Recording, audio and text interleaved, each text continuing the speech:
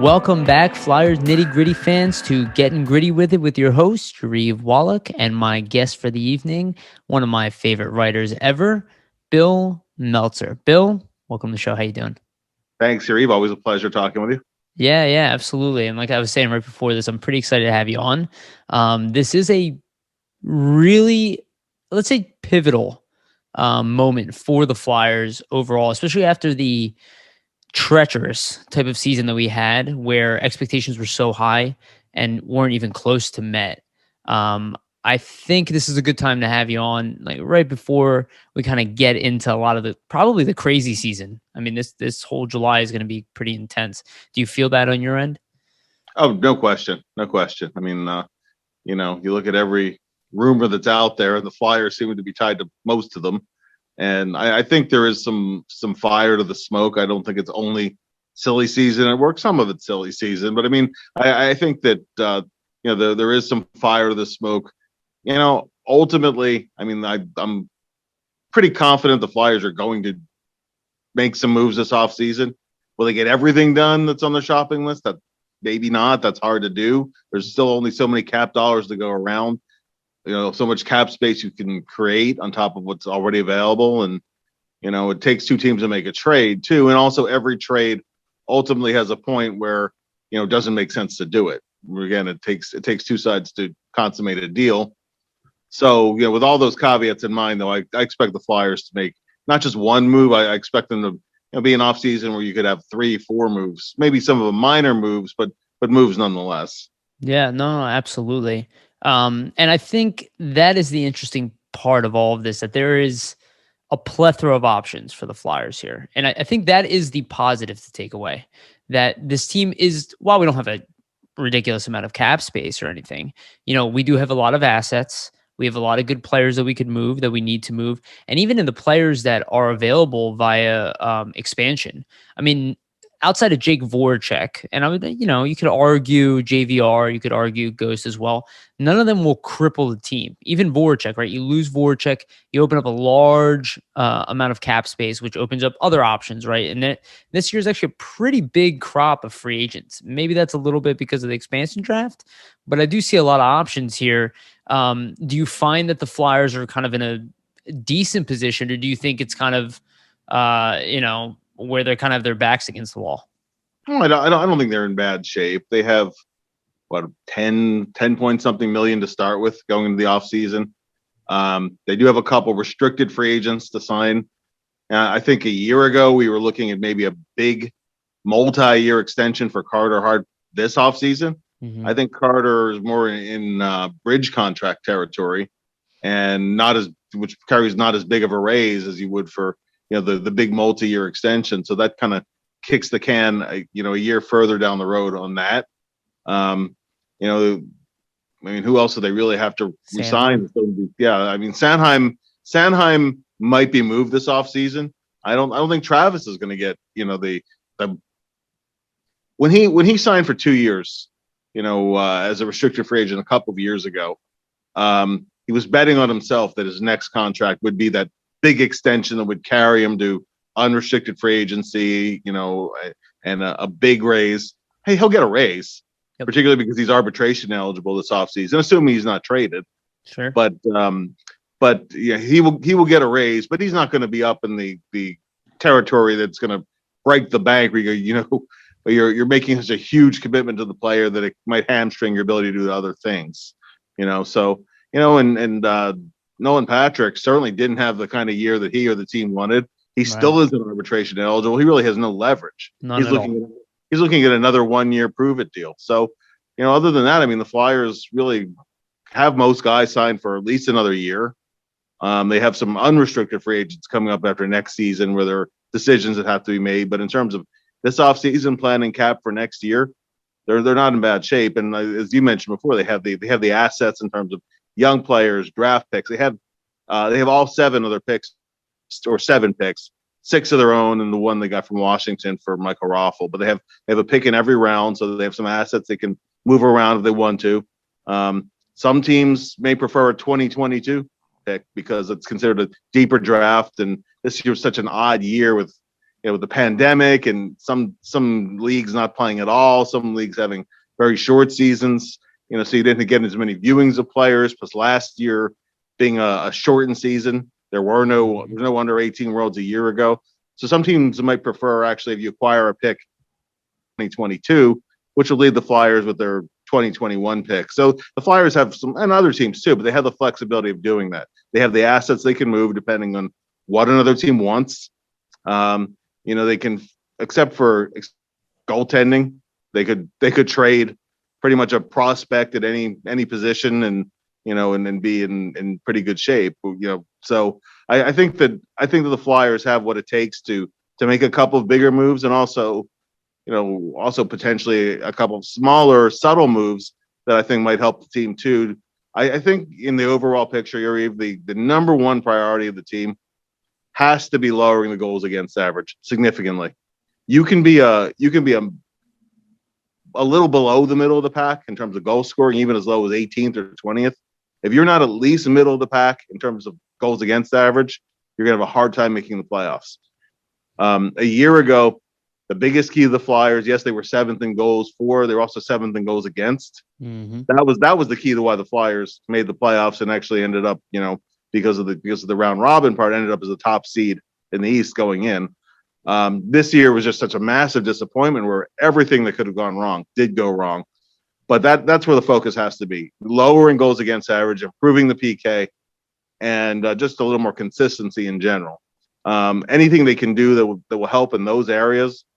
Becoming a better two-way team, being a little harder to play against competitively. They could use a little more size. They could use a little more speed too. Ideally, you can get a player that has both of those qualities. Those don't exactly grow on trees, but they have some definite needs they need to fill this year. The good news being that they can address at least some of those. Yeah, no, you said a lot of good stuff there. So I want to address, well, one, let me start with this, and then I want to talk about Sanheim real quick.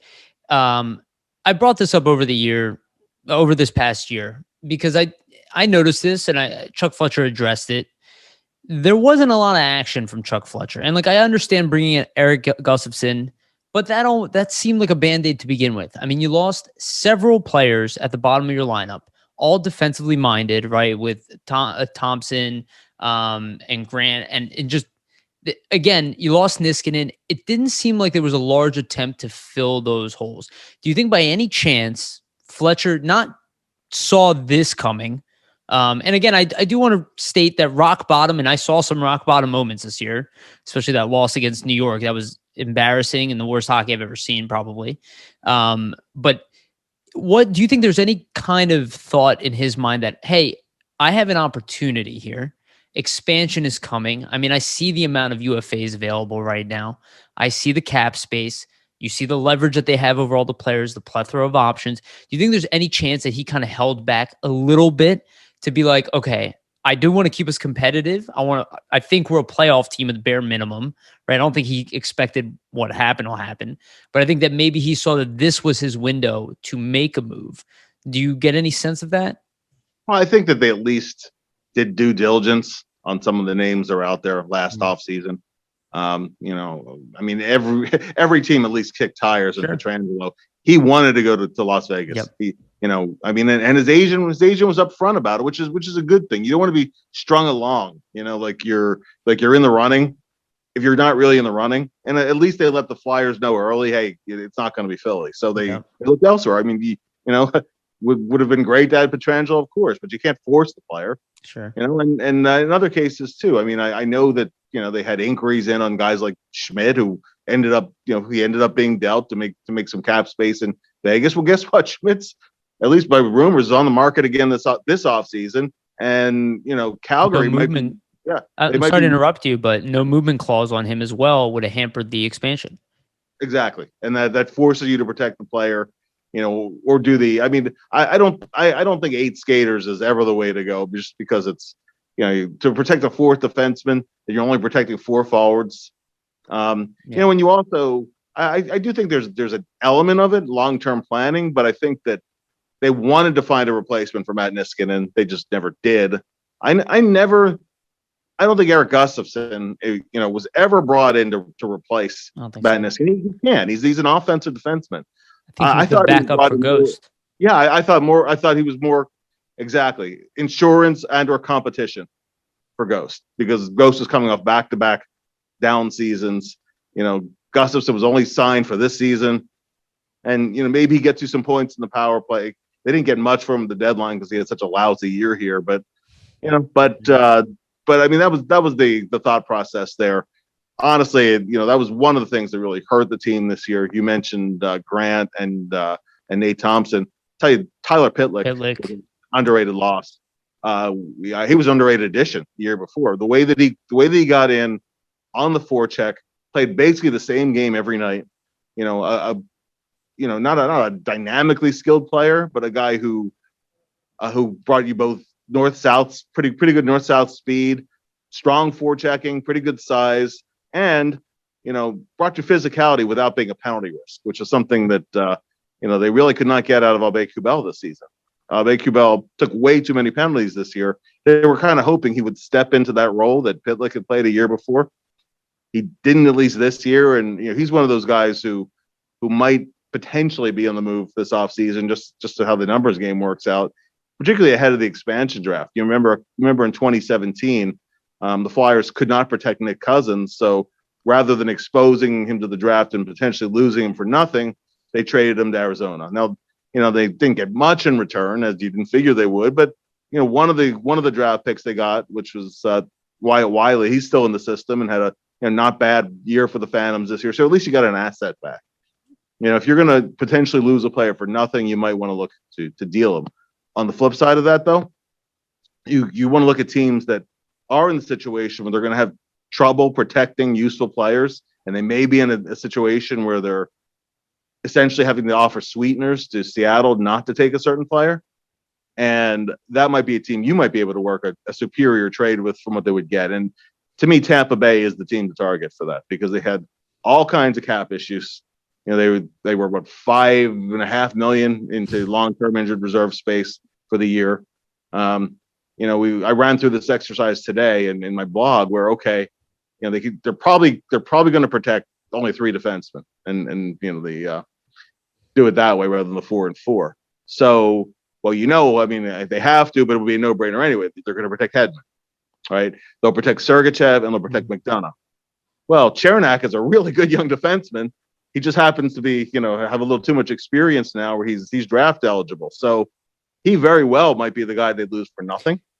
I just want to interrupt you for 1 second, because I was actually listening to you and Martinez, and you guys did mention McDonough. Now, both of you said that you didn't think McDonough was going anywhere. I understand why would Tampa get rid of him. I mean, I'd see him as a number 1 defenseman, quite frankly. You don't think there's any chance that the Flyers could kind of steal that type of caliber player? Maybe Tampa Bay is like, well, it's a good amount of cap that we take off our salary cap as well.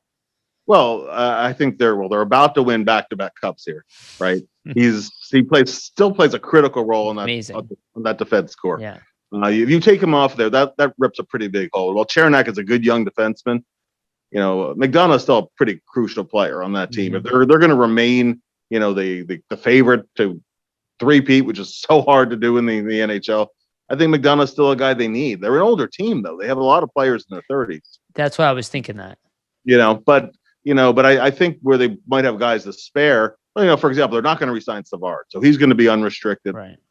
Is he the right guy for the Flyers? I don't want him on the top pair necessarily, but if you make more than one move on defense, he's still a viable defensive defenseman, brings you some physicality and those kind of things, some elements that they need. I look at a guy like Alex Killorn, who's 31, still a highly productive player. Yep. They're just not going to have a space to protect them. Yep. So they're going to run out of spots. Maybe you work something with Tampa Bay where you fill a couple of needs in one shot, and it's worth expending an asset or two to get guys who, yes, they're a bit older, but look at the impact that having a couple players in your team who've won the cup, particularly won it more than once. It's so crucial to a team's mentality, and it's just to have those guys as part of the mix is so valuable. Even if they're only with your team for a couple of years, even a year. Look how Yager did. what Yager did for Giroux the 1 year he was here. Exactly right. Exactly right. Giroux hit the next level in his game from that 1 year together with Yager. And those kind of players can sometimes have that effect. So, that's an option where the Flyers can go. There's a lot of, there's a lot of quality defensemen out there. So even if they can't get Seth Jones, which I know, I don't think it's any secret. There's just too much smoke to that to be no fire to Right. the Flyers are pushing particularly hard for him. But, do you go into a situation where you read him for a year and try to convince him? I don't know. Don't you think he knows the city well with the position that his dad is in? The fact that his dad is assistant coach for the Sixers, like, do you think he has some relationship to the city of Philadelphia already? Maybe even some of the NBA players, like maybe he might even know them personally, where he could already talk to them what's it like to play here. That's what I was thinking. Is that a reason that would put the Flyers? I know obviously he has a history with Colorado, but does that kind of give the Flyers some leverage where he kind of understands this city, at least to some degree, and like his dad works here to some degree, right? So do you think that creates a nice line? I think it's a secondary thing. I think it's right. Of course. It's only just a vert. I don't think it's going to be the factor that would bring him here. No, but I think that money. If particularly if the Flyers have a good year, have a chance to win, if the Flyers have another year where they're a seller, and then you might be looking at dealing Sean Couturier, because listen, he's already been through a rebuild once. He's 28 years old. He's going to turn 29 in December. He wants to win, and you can't blame the player. Yeah. So, so you might be looking at a situation where, he's thinking about, do I want to sign here and basically play the rest of my career here, at least the remaining, high end of his career here. That's a decision that has to be made. They have Giroux's a year away from being unrestricted. So I think this is really a crucial year in a lot of fronts, not just for the next season, but what direction do they take after that? Now, if they do get Seth Jones, and one of the good things about Jones, I know people say, well, if you go get a Dougie Hamilton, well, it's just cap space. There's no acquisition cost, but you're looking at a significantly higher cap cost this year because Jones, now only 1 year left on the deal, but for one more year, his cap hit is really affordable. They could take it on right now for a year without moving any cap around. So that's, then you get a year to kind of prove yourself to the player. And sometimes once a player is in the city, he wants to stay more than when he's on the outside. It's just, there are benefits to that. And, maybe at that point, I don't think it 100% closes the door if he still wants to go unrestricted in a year. But the problem being, how much does it affect the acquisition cost? Because if the acquisition cost is still sky high, then you're probably not going to do it. But I think that's that still is on the table, and I think it's still their number one option if they can do that. If not, then you look at some of the other names that are on the table. Yeah, I think the sky high cost thing, every time I hear that, I just feel like that's posturing a lot of times, because what position does Columbus really have? They screwed themselves over in the past a little bit with this, and I don't think they're going to look for that. So you mentioned Travis Sanheim earlier. I think if you're Columbus and you're losing Seth Jones, but you can get a guy like Travis Sanheim in return, a guy who's most likely going to be a top 3 defender for you. He's going to play 20 plus minutes for you. He's got some of a name. He still has upside. He's even a little younger than Jones. If you get a package around, let's say him in that first that the Flyers have this year, which is a top 15 pick, maybe in a weaker draft, but still a top 15 pick, that is something where you can really supplement that and say, okay, yes, we lost Jones, but we're going to lose him anyway. We did get a good young defender, and I'm probably going to draft another one in a defense-heavy draft. So in that kind of sense, you can kind of throw that out there, and it also allows the Flyers to move cap space out, right, where they can go out and give Jones $8 million a year, because he's probably going to ask for something like that, right, kind of with Dougie Hamilton. And so in my opinion, I do see a lot there as well, because I think the Flyers have the assets, and like what you're saying about Couturier, right? Let's say that is a real scenario, right? Then isn't it even more important that Chuck Fletcher go out and really get the job done this year? Because if you're even touching that territory at this point, your job is on the line. Like, there's no way the Flyers, Comcast is going to be okay with that. They're just not. I worked for them. They're not going to be okay with that. They have tons of money. They want you to spend it, and they don't want to spend it for no reason, but they want to spend it so they're relevant. So their product on the ice is relevant. And I think, you mentioned he doesn't have a contract right now. It allows the Flyers to move Sanheim, negotiate with him, and the Flyers take on the burden of negotiating with Jones. Most likely, I think they can close that deal because they'll offer him probably the money that he's looking for also, because they can't afford to take a step back as an organization. Would you agree with that in any sense? I would agree. The other side of it too being that if you do bring him in and say you're getting close to the deadline and you're not making really much headway, and it doesn't look like you're going to be able to re-sign him, and you're also probably not going to make the playoffs. I mean, that's a worst case scenario, right? Sure. But then you could always flip him at the deadline, and you'll get a first round pick for him and maybe a prospect, maybe not as much as you traded, but you'll still get some value back too, so you can recoup something. Yeah. If you're not able to re-sign him, so there's, that is there. The only fly in that ointment is that, if you're bidding against other teams, and there are other teams that could certainly use a Seth Jones who Sure. would have interest and could present some value. That's where the cost goes up, where you're trying to outbid other teams, and that's sometimes where that can go a little off the rails. But I think for a lot of teams that also depends on some willingness to resign. So if you're looking at a 1-year rental, trying to convince him to stay, then I do think the price becomes in the range of what you're saying, and then it's potentially out there for you to do. And I mean, also that, of course, then you're figuring out, okay, does Cam York fit in next season? Where does he fit in? I mean, there's a lot of ancillary pieces to it as well. Do you give Phil Myers another shot at playing in your starting six? And right now, I think they would do that. But it would have been nice if there would have been a few more young players who had stepped up this year. I mean, that was one of the things the Flyers went into this year banking on, that Sanheim and Myers would build on their season a year ago. Sanheim was, I mean, at least by some measures, had not a bad year, even though some of the other numbers look pretty ugly. In March, nobody played well. I mean, March, the whole team was just awful. Mm-hmm. But it depends on how much you have to reconfigure too. But yeah, I think that scenario that you laid out is a realistic one, and may be the way that it plays out. Yeah. And I like what you said in the beginning too, is I think, so I was thinking about this today. Okay. Both teams in the final, it's a different scenario as well, but both teams in the finals right now, the Flyers beat both of them in the playoffs the previous year. It tells me to some degree that, at least it doesn't tell me, but I can't help in my gut, like, are we being a little too overreactive with how far they fell in that 1 year? That with subtle moves, and maybe Seth Jones is the big one, and I 100% think that we should go after him or a similar caliber player, and maybe I'll bring up some more other names. But do you think that maybe some more subtle moves, some physicality, which you brought up Pitlick, you brought up Thompson, you brought up Grant, you brought even Niskanen, right? These were physical players, veteran players who, when things went tough, they came, especially Nate Thompson. I mean, you could literally throw him out every shift. Same with Niskanen, Pitlick. Like, these guys never wavered.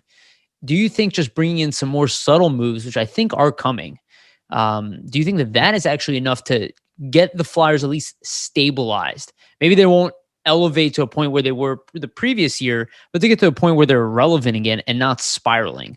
Do you think that's enough to get them to that point?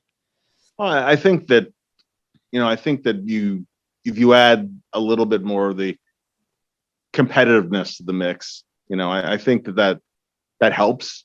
I don't see the Flyers this offseason getting a superstar scorer who's going to move the needle a ton in that regard. I think you're going to have to look at other things, and preventing a goal is as good as scoring one, right?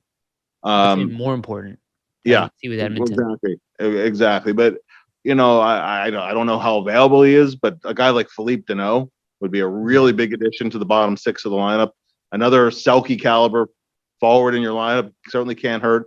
He played really well against the Flyers in the playoffs a year ago, and he's a thorn in the side. Just one of those guys who never quits on a puck, never stops working. He's a pain to play against. Really good two-way hockey player. Yeah, I think they could use a little bit more of that, in the mix too.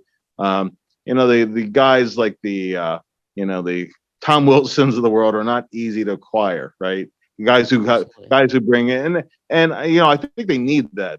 And actually, I discussed that with Jason Martinez yesterday, and then actually, Jason was talking with one of the Flyers veterans who feels that they need to add somebody who comes in and creates time and space for his line mates, and then with more operating room, suddenly players become that much more effective, even if they're not guys who are necessarily the highest skill guys, just guys who can play in a certain line, play at their pace, and be able to protect the puck and also get in the forecheck. And I said, you don't have to crush guys. It's not necessarily about fighting in today's game, but you do need some competitiveness and physicality. And whenever you can get the combination of both size and skating ability, which is the big thing in today's game, people look for players with that combination. It has to help, and I do think a couple of small moves and one big move, it can have more effect on the team than it might look like on paper. Yep. And there's also, we talked about the leadership piece of it too. I think another veteran leader who's at least been deep in the playoffs, and even better, has won a Stanley Cup, can mean a whole lot for a team. So that's a lot of things on a shopping list, and you can't maybe check all the boxes, but the more you can check, I think that the better chance of a bounce back for next season is. This past season was like just the worst case scenario in so many different ways. Maybe not everybody bounces back, but I don't think the situation where nobody's going to bounce back either. Right. I think that there will be players who will be significantly better than they were this past season, and then the outlook starts to look better. Yeah. So outside of Philip Deneau, which I think would be a really tough one to get, because I don't even know if Montreal would be willing to walk away from him. But do you see anybody else out there that kind of interests you, like Tyler Bozak? Maybe is that somebody who could be interested in? Brandon Sutter, I know they're again a little bit older, but Ryan Dzingel, I know, is a guy I would have been interested in. Darren Helm, I know he's a little bit past his prime, but I think maybe he's even a great example. Like, are these the type of guys you could see the Flyers going after? Yeah, for sure. Let's see. I'm trying to think of some other names we could put out there. But there's just a lot of veterans this offseason. Yep. I mean, look at. I don't think Montreal's going to. Yeah, exactly. And I don't think Montreal's going to re-sign everybody. They have a lot of, and I don't know if you want Eric Stahl at this point of his career, but maybe for a year. I'd be open to it. I think that there are those players you might be able to get for a year, and then you reevaluate where you're going in the season. I'm concerned about going in once again, plugging Nolan Patrick in at a third line center. If and that's assuming he's still with the team to begin next season. But I just don't want to go in counting on that to happen. I don't want to go in counting on Morgan Frost to fill that role or switch to wing and produce at a top 6 level. You just don't know. They're still unknowns. And the Flyers need fewer question marks and more fairly bankable. Absolutely. The roster. And you can also look at the injury of Kevin Hayes, who, I mean, Jamie and I were talking about this, how we're kind of upset that he didn't shut himself down earlier and preparing for next season, because the type of injury that he had, that abdominal core, takes a while to recover from. And then you look at the situation at center, it's like you really need another big, strong center at this point, because you're not going to shift. You don't want to shift Giroux back over to center again.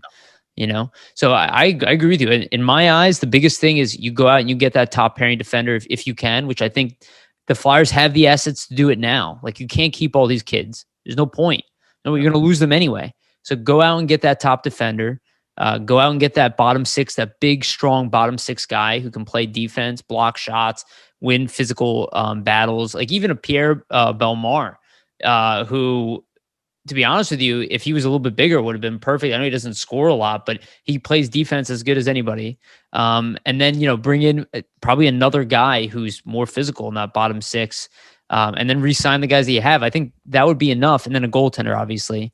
And that I think we have plenty of options with. But, I think if that's done, I see a pretty good offseason for Chuck Fletcher. I mean, you can even take risks with guys like Bobby Ryan is out there, or Alex Galchenyuk, who might not be looking for too much money. Like, these could be supplemental guys that you could bring in as well. to kind of just bolster that bottom six. Do you see the options at goaltender as viable as I do? Like, do you see that the options for a veteran guy? There's so many names out there, but nobody seems to be like the exact guy that you need. But do you see like even like a Freddie Anderson who maybe could be looking at a 1-year deal? I know his time in Toronto might be up. He has health issues, but we're not looking for him to come in and be the guy here. Maybe he'll take like a 1-year deal. Do you think anything like that is possible? Sure. There's a lot of ways you can go. I don't think they're going to go, with another Brian Elliott type of situation. And that, I mean, if they would do that, they would just resign else, right? That's true. But I think they want a guy who can, especially not just to push Carter hard for playing time, but because Carter has a little bit of injury history so far in his career. Sure. He's missed time, at least a little bit of time every season so far. So, you want to have a guy if you need for a couple weeks to start him 3 times in a week, just either due to injuries or just due to the ups and downs of the season. You really need in today's game, you really need 2 starting caliber goalies, and you need a guy who can come in and get you a couple games as your third string guy, just in case of injuries. If he has to step in for a game or 2. They're with the Phantoms next season. It's going to be Sandstrom and it's going to be Erson, neither of whom have NHL experience yet. Sure. So you're probably going to look for a guy with some NHL experience as your number 2 guy. I like Omar, Buffalo, actually. Yeah. I thought he's played pretty well with a really bad team in front of him. You have the veteran guys, the Dubniks, and those guys are out there. You can get somebody for a year, or you said Anderson. I mean, that's another possibility too. So I'm not terribly worried about finding a decent goalie for the year. You just, I expect Carter Hart to be one of the guys who bounces back, but what's loaded into that is not just Carter playing better. The team in front of him has to play significantly better too. 100%. I would say that's where his struggles began. And then that's that veteran leadership. I always hate that line that this is a young man's game, because I don't see that. I see it as young guys play because there's less money available. And really it's veterans that really, they own the game. And you see that in the playoffs. That's why the size thing definitely still matters. The physicality, and a lot of that comes with age. Another name that I was interested in, and maybe this is more of a trade scenario. I don't know if this is likely at all. But a team like Arizona, right? Financially, they're in trouble. And I don't mean like cap wise. I mean, as an organization, is there a scenario where Oliver Ekman-Larsson is available and he's got a big contract? He's got a lot of money there. Do you see there's any scenario in getting him out of there? Because that's the type of guy where I think he's worth the money if you can get him at $8 million a year for the end of his career. And that's a guy who is older, a captain. Do you see any scenario there? A lot of term there, Yariv. A lot. It's like 6 years. A lot of term, and coming off of a couple down years. I mean, I know he's going to open his trade list this year, because last year he made himself impossible to trade. He still is hard to trade, because I mean, does Arizona want to eat the amount of salary it would take to be able to make a hockey trade that involves him? Otherwise, it is strictly as you're basically bribing a team to relieve you of the cap hit, because they need the cap relief. So I don't see him. I mean, I don't know where he's going to move to, just because of the flat cap, and I think Arizona's going to have to eat some salary on him. But I think that in the right situation, he could certainly bounce back. And he's not the shutdown guy you necessarily want. He's a very creative player. He's a player who can drive things offensively when he has a good team around him. I don't think he's done as a good hockey player. He's just had a couple of year lull, and he needs to make some adjustments. But I don't think it's plan A or plan B, but I don't think it's impossible either. I think that it's just a question of, how much salary would Arizona eat, and what salary might they take back too. Well, in my eyes, I was thinking maybe a guy like Voracek, who has a much shorter term contract, but they have, equal in dollar size. They get out of the term, they move the term out to us. And then, we obviously swap the initial salary, the cap hit, and then the cap goes up theoretically in 3 years. But that's kind of how I was seeing that. That's the type of money you'd be talking about moving the other way, because otherwise I don't think they'd be able to do it. But it gets them out of the long-term financial risk, where the Flyers don't, with Comcast being the owner, they don't have that same risk of financial burden, right? They don't have to worry that they have to fire their staff because, they have one guy sitting at $8 million a year. So I was trying to think of scenarios like, how do you take advantage of that as a GM? Right. We did that with Niskanen. I mean, if you look at that Niskanen transaction for Gudis, you're not getting Gudis and Niskanen as an even swap if they're not up against the cap. Like, it's just not happening. He's too good of a defenseman to give away. And I like Gudis, but Gudis is a bottom pairing defender, and Niskanen came in to play top pairing here. So I'm looking for scenarios like that. Do you see anything else? Like, even Duncan Keith, I would love. I don't think that one's possible. I know he wants to stay in Canada. But something like that I think would be really idealistic, is to try to find a team that's kind of burdened, with a cap or with money, where we're like, well, we'll take the money. We need the D, And I'm not advocating for his acquisition, but another guy who might fall into that kind of category is a Brent Burns type. Yeah, getting up in his 30s now, still makes a lot of money. He seems to be tailing off to a degree. Burns to me has always been a problematic player, because for as unique as his talents are, it's hard sometimes to hide the things he doesn't do well. He does many things well, but he's always been more rover than defenseman. He doesn't really have a position. He's played forward in his career too. He's a defenseman who's really a forward playing defense in a lot of ways. So I'm not saying he's the right guy for what the Flyers need, but he's another player in that category. A guy who's been an impact player in the league, can get you points, and it would be mainly looking to move money for money, that kind of a thing. Yeah, that's what I was seeing. If you don't get the Seth Jones, right? Yeah. If you don't get Dougie Hamilton. And again, I like Dougie Hamilton, but my concern with him is he the type of personality that this locker room needs? Not that I know him personally, and I'm sure there's nothing wrong with him as a person, but our locker room seems a little bit fragile, especially at D. It needs, like, Justin Braun made such an impact because of who he is as a person, but he can't do it on the ice for you, right? That's something Niskanen could do. He could say it and then do it. And I think we need a guy who can do that, who can shoulder that load, even if he doesn't play with Provorov on the same pairing. I actually don't think that that's as necessary as, can he just go out there and play 23 minutes a night reliably, and just talk to the media after the games, like even things like that.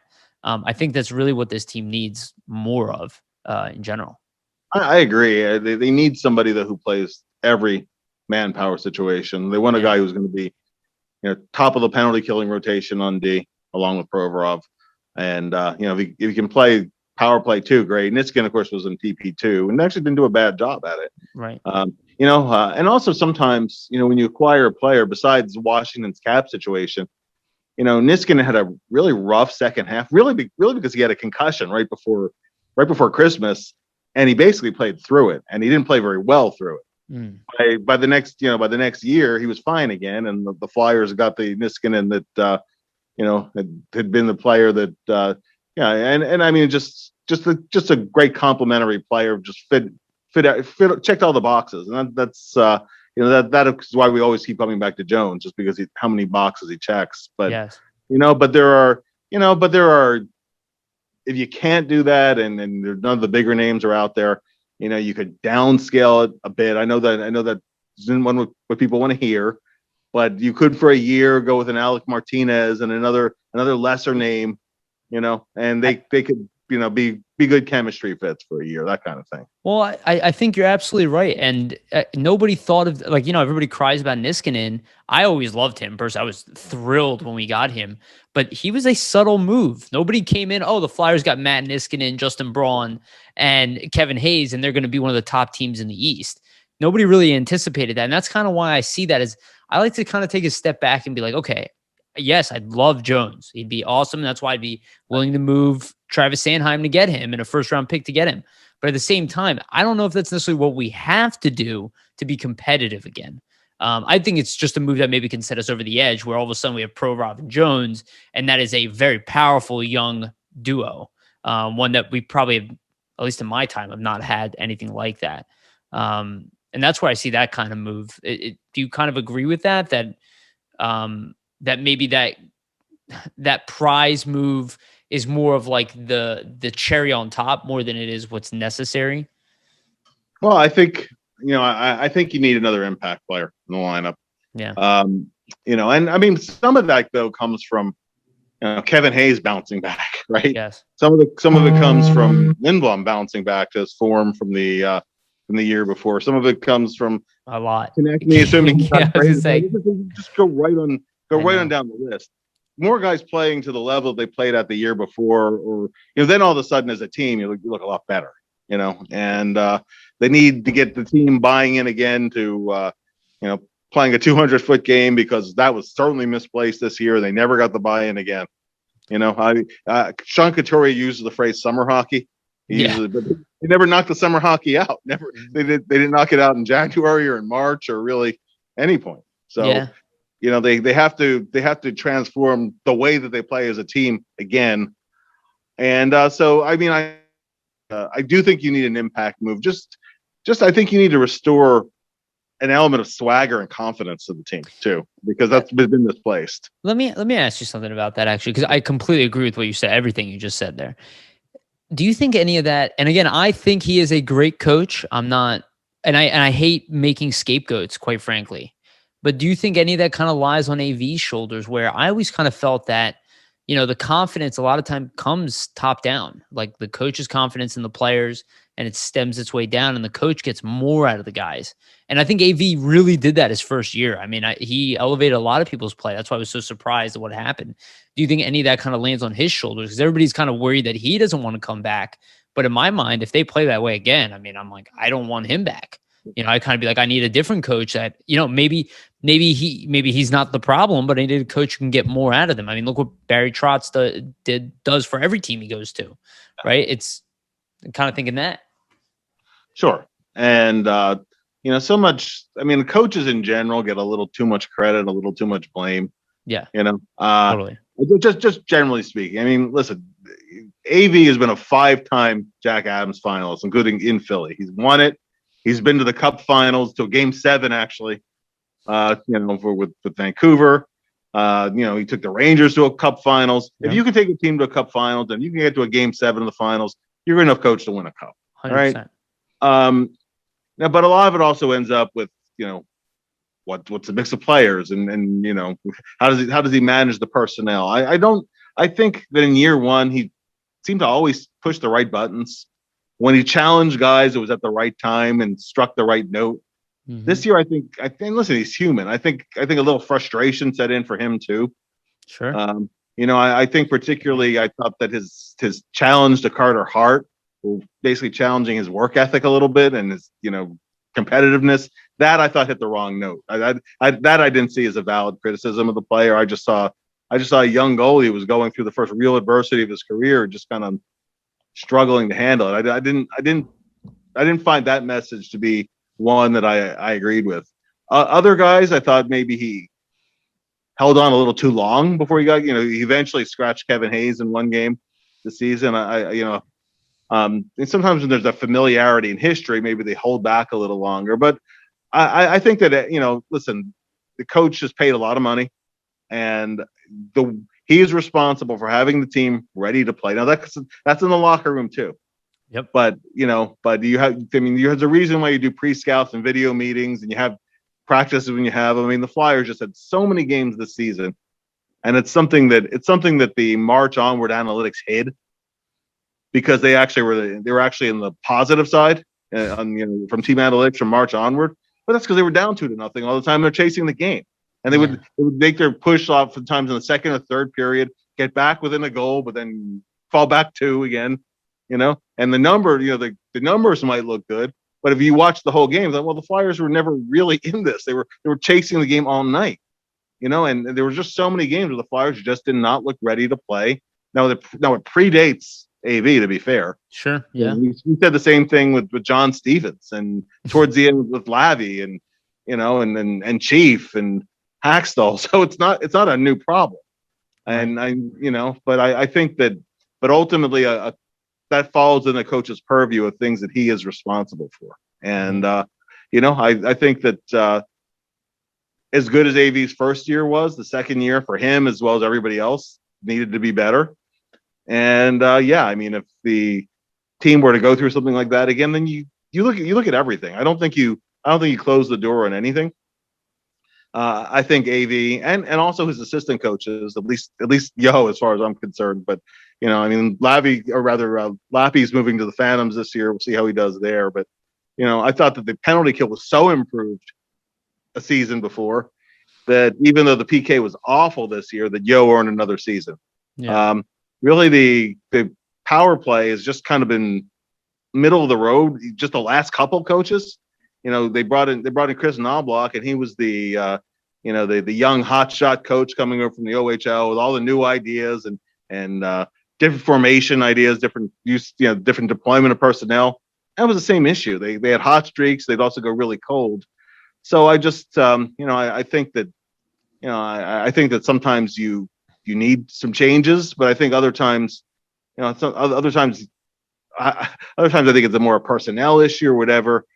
I do think that if you don't produce this year, then you're looking at changes in coaching and changes that, I mean, again, another bad year this year would be a pretty catastrophic impact, because then I do think you're looking at a rebuild again. And I don't know. I don't want to go through another rebuild again. Yeah. It's, that was a process where, I think Hexie did a lot of good things in terms of rebuilding the farm system.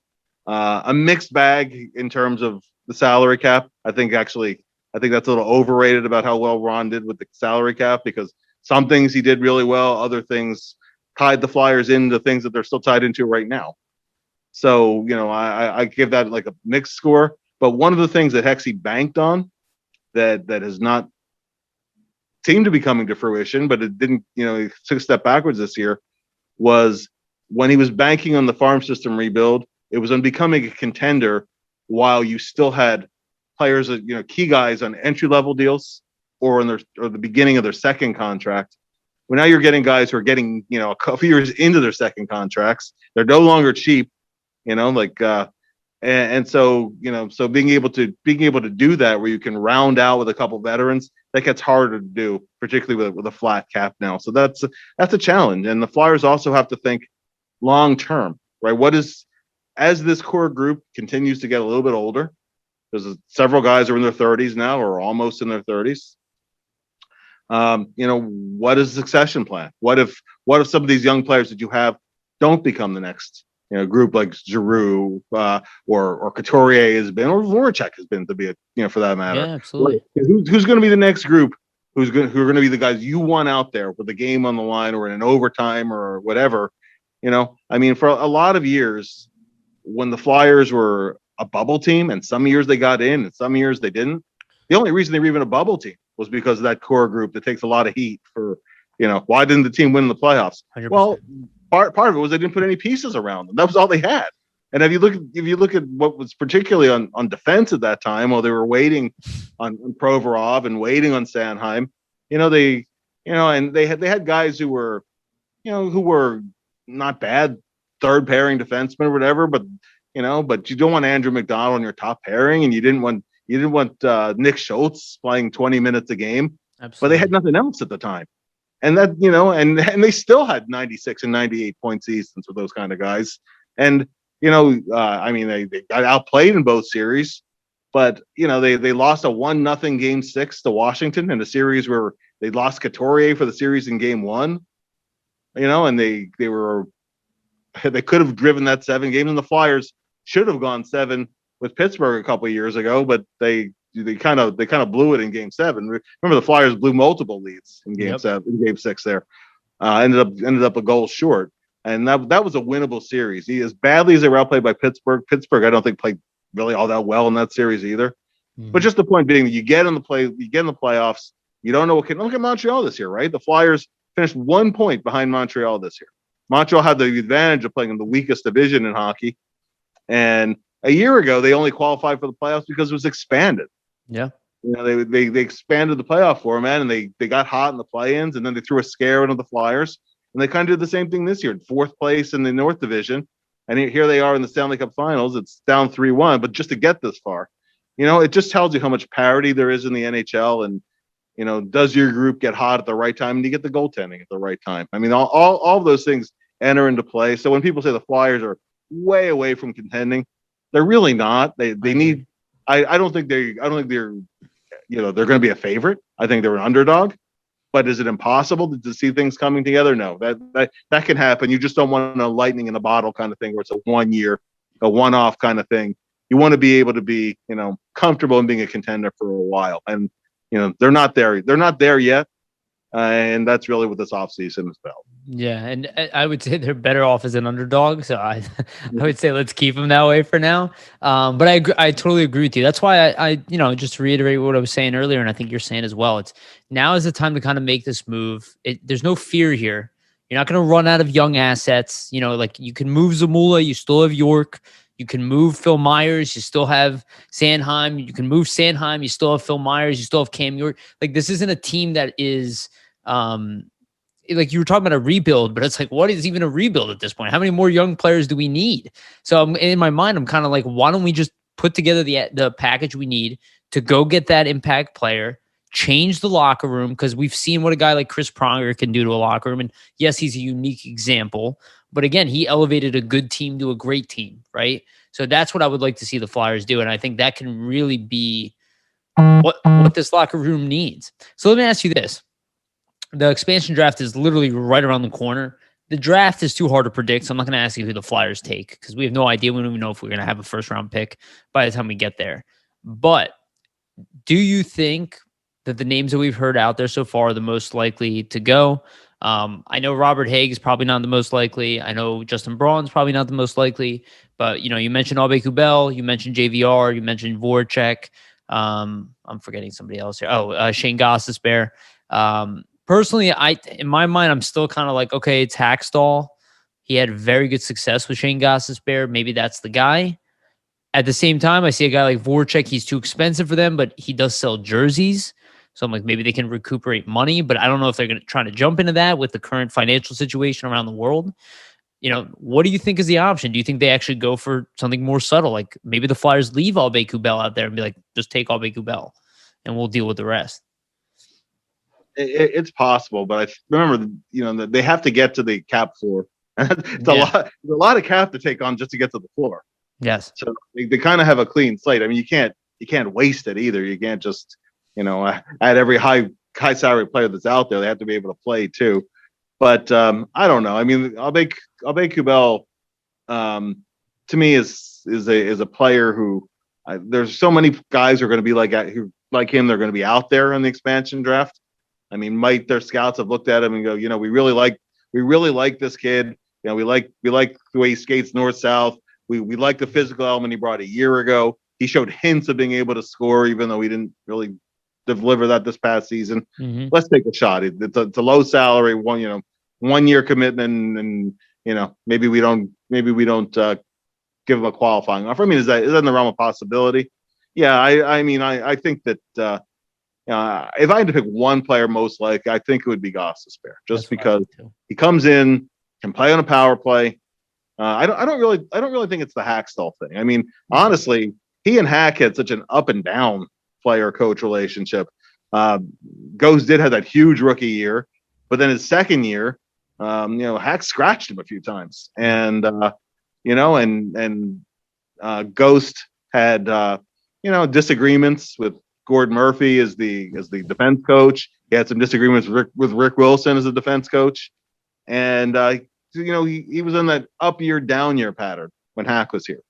So I don't think that it'll be because of Hack if he's taken. I think it's just a matter of it's a pretty good sized cap hit for a couple of years, but nothing in particular team that has to get to the floor couldn't take on. Right. He could step right onto your first power play unit. Yep. Even if he's not playing at the top of the lineup, he can play in your top six, and he's mainly an offensive guy anyway. So, that if I had to handicap who I think the Flyers will lose, I would put Ghost first and then JVR second. And with Jake, it's just a question of term. There's so much term left in that deal still. Is it weird that I don't want to see Jake taken like that? I have this kind of thing because I'm like, yes, I would, if we get rid of his cap, don't get me wrong. I'm like, okay, we have options there. But I do feel like with a team that's this fragile in the locker room. I think Jake Voracek's attitude, he's got, he's kind of that say whatever you want type of guy. But I just don't know if this locker room can afford to lose another guy like that. I think even losing Wayne Simmons hurt us to some degree. Do you see any of that there where, the only benefit really of losing Voracek is the salary, not necessarily his play on the ice and not necessarily his voice in the locker room? Yeah, and there's a replacement cost too, because he still is their best playmaking winger. As long team of points. Giroux. I mean, Giroux. Yes. Giroux is primarily a winger at this point too. But and there are still times where Voracek can just say, you know what, I'm not being stopped, and he's not stopped. Yes. It's not every game. I thought actually in 2019-20, I thought he had the best two-way year of his career. Yep. I thought he back checked hard. He was he sacrificed some points, but I thought he was one of the most effective seasons he'd had as a Flyer. I thought he took a step backwards in that regards this season. I mean, there's a replacement cost that's involved. You can do some useful things, and just a question of, changing the mix a little bit. I mean, Jake is well liked among his teammates. I know there's some fans who don't like him for whatever reason, or sometimes, it's fine. I mean, Jake with Jake, he speaks his mind and he forgets about it. I mean, it's really once he said it, it's gone. It's over and done with as far as he's concerned most of the time. And I've never once had a problem with the guy. I mean, I've always gotten along fine with him, and I know his teammates admire him. So but then it just becomes, okay, well, when you do talk about how long do you go with the same central group without any changes in it, that's where I think, if they make a move, I go, okay, you can have some flexibility here. So I don't I don't want him gone just for the sake of saying he moved on. Mm-hmm. If he goes, I want it to be part of a process that'll make the team as a whole better. And it's not about Jake specifically, at least as far as I see it. So you agree with me in the sense, and I believe you tweeted this out as well, that you wouldn't move any assets to force Seattle to take anybody, because that's how I see it. I was like, what's available is available. Whatever they take, we can adjust to. It's not like even Ghost leaves. I have Cam York waiting, and he's pretty much NHL ready, or at least close to. Maybe not 24 minutes a night, but he's probably ready for 15, 16, 17 minutes a night. No, I agree completely. I wouldn't offer Seattle any incentives. You don't have to. Right. This is our list. You have to get to the cap floor, build the team as you see fit, and good luck. And that's it. You only get one pick anyway, so it's not like you get, right. It's not like you can take 3 or 4 guys where, you'll lose one guy and you'll have to work around it. And that's, the Flyers, other teams are going to probably lose pieces that they can less afford to lose than the Flyers. And that's also how I see it. So. Yeah. And okay. Good. Then I agree with you on that one. So let me let's end on this because I had you for the full hour here. So do you see, and I mentioned Cam York, I'm thoroughly excited about York. I've been talking about it for 2 years. From what you saw at the end of the year, and obviously there's still an off season, all that. Do you see a situation where, let's say, Ghost does move on? Do you see Cam York not just making this team, but also making somewhat of an impact? Again, I don't want to say 20 minutes a night. That's putting too much on a young defenseman. But do you see his emergence as something that even allows the Flyers a little even more flexibility on the back end, where they can let guys like Robert Haig go if they need to, or, outside of Braun, I don't really think there's anybody in the bottom 6 you really want to hang on to, or in the bottom pairing you really want to hang out onto. But do you see that bottom pairing maybe being taken by York early on in the season? I do. Third pair and some power play time, and see how he develops and grows from there. And in the third pair situation where you get him a lot of offensive zone starts, maybe against not other teams' best lines. That's really the way to break a player like him in. As you said, I don't want him playing 20, 22 minutes a night. I don't want him, seeing the other team's best lines. He'll have adjustments to make. He still has to get, as good a shape as he is, he still can get stronger as a small defenseman. Mm-hmm. There's just certain pressures that come with being in the NHL that you just don't have at any other level. So I don't want to put too much on him too fast. But yeah, that's exactly where I see him. You hit it on the head. third pair, power play time. And if he's doing well and he's having a good night or whatever, maybe even use him 3-on-3 in some overtimes, because that's a guy who can take advantage of his speed. And, early on, prediction here is that early on, till the league adjusts to it, he's going to score a couple of wraparound goals because he loves the wraparound. You're not going to score a ton of those in the NHL, but when you can surprise a team on it, I could see him in some October game, winning a game that way, and he'll do it a couple times. And it was like ghost spin move at the blue line. Yeah. It worked for a little while till the league adjusted to it, and then you had to find other things that work. It's always a game of the league adjusts to you, you counter adjust. Yeah. And I think with York, his flash is very subtle. Like, I think a lot of people, he's not Quinn Hughes, but he has the ability to put up points at the NHL level. I think his game is subtle. And, I guess let me ask you this before we end here. We see how well Cole Caulfield is doing. I don't think anybody should be surprised, first of all. I don't know why anybody is acting like it's some kind of big revelation. I knew he was going to be great after we skipped him. We obviously went for the defenseman. Do you find it a little frustrating that people are already, kind of bashing York when Cole Caulfield is doing well, where York's played only a handful of games and he even looked very good and had his own success, right? Leading Team USA. That was very impressive in a defensive win. They didn't do that offensively. They didn't come in and dominate offensively. They did it leading defensively, and he was the captain of that team. Do you find it a little frustrating where it's like, okay, flashy goal scorer, and then, puck moving, Brian Leetch type of defender? Absolutely. And there's everything has a context to it. First of all, it's not like the Flyers had the first pick of the draft. Sure. And Caulfield went second. He went 15th. Yeah. Right. And Caulfield is the smallest player ever picked that high in the draft. And, I think that scared some teams away to a degree. Yep. Because if he comes in the NHL and he scores you 40 goals a season, and he certainly seems capable of being that kind of a player, right? If he comes in and scores you 40 goals, you don't care. You don't care how big or small he is. Sure. If he goes in and he gets you 20, 25 goals a year, I think 25, and then you add in the matchup disadvantages he'll have, those are the kind of things that teams look at. Because, okay, what if he doesn't max his offensive ability? What kind of player do we have? Sometimes that makes a player drop a little bit in a draft. There's no scout in the world ever questioned Caulfield's ability to put the puck in the net. And, I would not be at all surprised if he becomes that guy who scores 35 or 40 a year on a regular basis. But more power to him if he does that. As long as Cam York eventually becomes the 20-minute a night, plays in the power play, really smart stick on puck defenseman, and he's a pretty good two-way defenseman for such a young player.